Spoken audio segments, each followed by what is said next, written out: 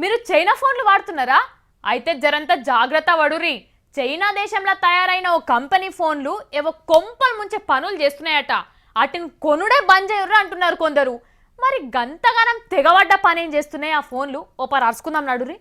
అగ్గోకే వస్తున్నాయి, ఆటాన పైసలకి ఆన్లైన్లో అంగట్లో దొరుకుతున్నాయని ఆయనతో ఆశపడి చైనా దేశపోని ఫోన్లు కొంటే ఏమైతుంది ఎరికేనా? అన్ని వివరాలు మనకు తెలియకుండానే చైనాకు మోసుకపోతున్నాయట.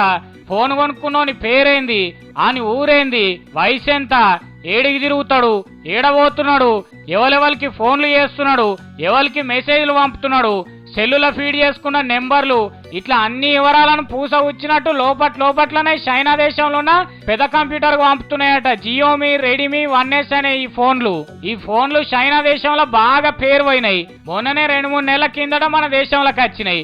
ఆయనతో మన మిలిటరోళ్ళు, పోలీసు వాళ్ళు, సర్కార్ పనిచేసేటోళ్ళు ఇటువంటి ఫోన్లు వాడితే ఏం కావాలి? ఇంటి గుట్టంతా యువతలోనికి చెప్పినట్టు కాదా? అందుకే ఈ ఫోన్లు ఏదో తేడా కొడుతున్నాయని ఎయిర్ ఫోర్స్ వాళ్ళు పరీక్షలు చేసి ఈ ఫోన్లు మిలిటరోళ్ళు ఎవ్వరు కొనొద్దని చెప్పిండ్రు.